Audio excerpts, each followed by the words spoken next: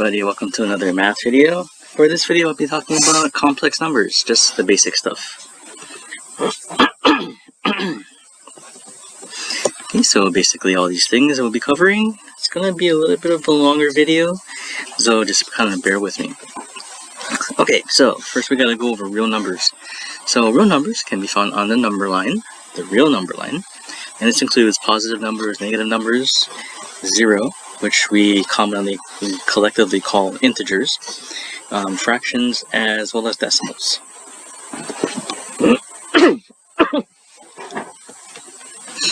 Okay, now complex numbers cannot be found on the real number line, and they use this letter I to represent the square root of -1.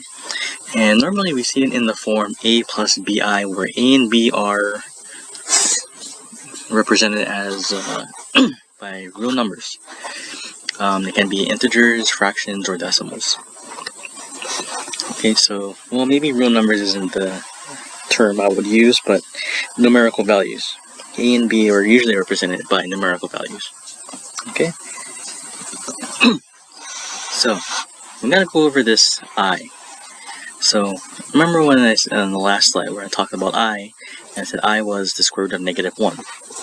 Well, remember that square roots, to simplify square roots, you can't take the square root of a negative number. To do that, becomes a complex number, or you might have also heard the term imaginary number. That's where the I comes from, imaginary. But we're actually going to call them complex numbers because this has a lot of applications in different fields, like physics, for example. Okay, so now what happens if we square both sides? Well, we get I squared, which is simply -1, because if you square square root, they cancel each other out, and what you're left with is whatever is under the square root. Okay, so now what about I to the third power? So basically I to the third power is just I squared times I, and I squared simplifies to -1, so I to the third power is -I. Okay, and then we have I to the fourth, which is I squared times I squared. That simplifies to +1. And I'm going to go up just a little bit ways so you can kind of see how the pattern goes.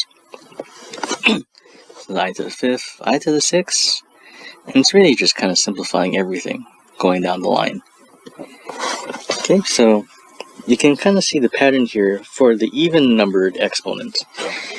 You can kind of see it kind of flip-flops back and forth between -1 and +1. So the gist of it is, if you have I raised to an exponent, an even exponent, that's divisible by 4, then the result's going to be 1. But if it's an even exponent that's not divisible by 4, then the result's going to be, well, it's going to simplify out to -1. Now the odd exponents for I, you can see it switches between a -I and a +I. So it just kind of depends on what odd exponent value you're on. There's no simple way to do it. You just kind of have to break it down. Okay, so let's get into some examples here. So we're just going to identify real numbers and complex numbers. Okay, so when we simplify this, that will simplify out to a real number. Okay, this one has an I, that's automatically a complex number. Okay, that'll simplify out to a real number because there's no I in there. And that one's got an I, so that's a complex number.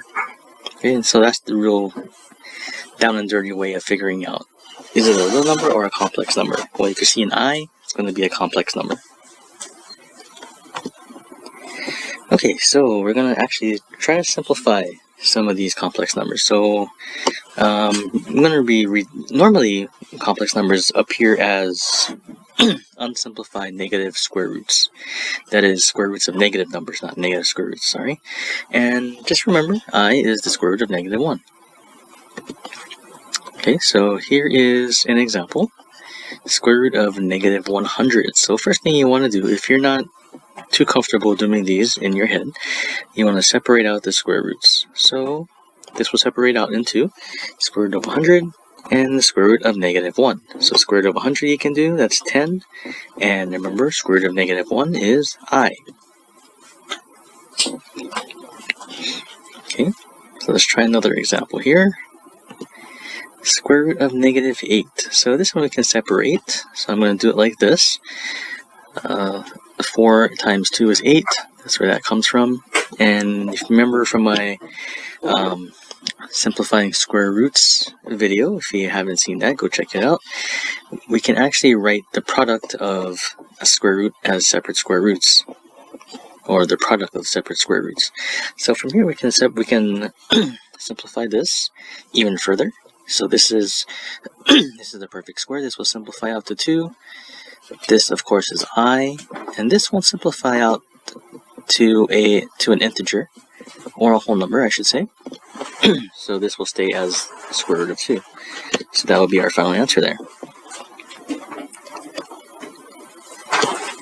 Okay guys, so that's pretty much it for this video. If you need to go back and look at some examples, go ahead and rewind. Otherwise, that's it for this video. If you have any questions, burning questions, go ahead and leave them down in the comments, and I'll get back to you as soon as I can.